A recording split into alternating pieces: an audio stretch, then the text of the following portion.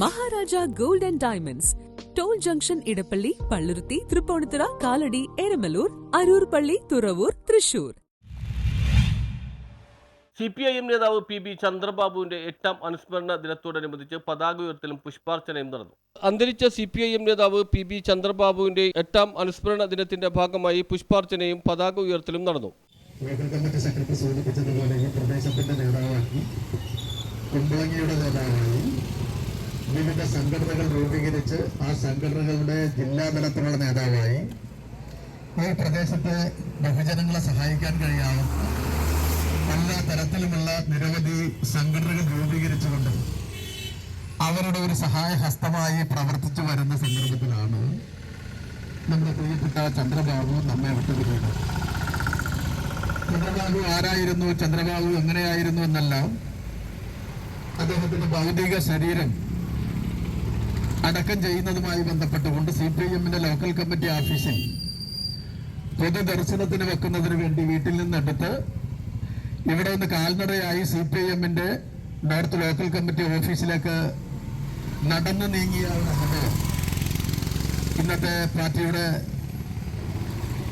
State secretariat മെമ്പറും വ്യവസായ വകുപ്പ് മന്ത്രിയുമായിട്ട് സഖാവ് P. രാജീവ് അടക്കമുള്ള പാർട്ടിയുടെ സമുന്നത നേതാക്കന്മാർ ചന്ദ്രബാബുവിന്റെ വീട്ടിൽ നിന്ന് ചന്ദ്രബാബുവിന്റെ ഭൗതിക ശരീരവും വഹിച്ചുകൊണ്ട് ഈ റോട്ടിലൂടെ നടന്നു പോകുമ്പോൾ KK സുരേഷ് ബാബു പതാക ഉയർത്തി. TD സജീവൻ ചടങ്ങിൽ അധ്യക്ഷത വഹിച്ചു. CPIM ജില്ലാ കമ്മിറ്റി അംഗം PA Peter, NS Suneesh, Jaison T. Jose എന്നിവർ അനുസ്മരണ പ്രഭാഷണം നടത്തി.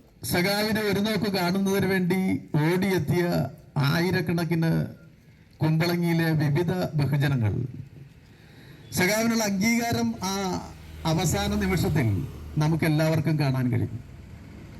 പാർട്ടി ഓഫീസിൽ പൊതുദർശനത്തിന് കൊണ്ടുവന്ന് വെക്കുമ്പോൾ സഖാവിനോട് ബന്ധമുള്ള നിരവധി ആളുകൾ എന്ന് പറഞ്ഞാൽ പാർട്ടിയുമായി ബന്ധപ്പെട്ട വളരെ പ്രായം ചെന്ന അമ്മമാരടക്കമുള്ള ആളുകൾ അലമുറയിട്ട് കരഞ്ഞ ഒരു അനുഭവം നമ്മുടെ കുമ്പളങ്ങിൽ നമുക്ക് കാണാൻ വേണ്ടി കഴിയും.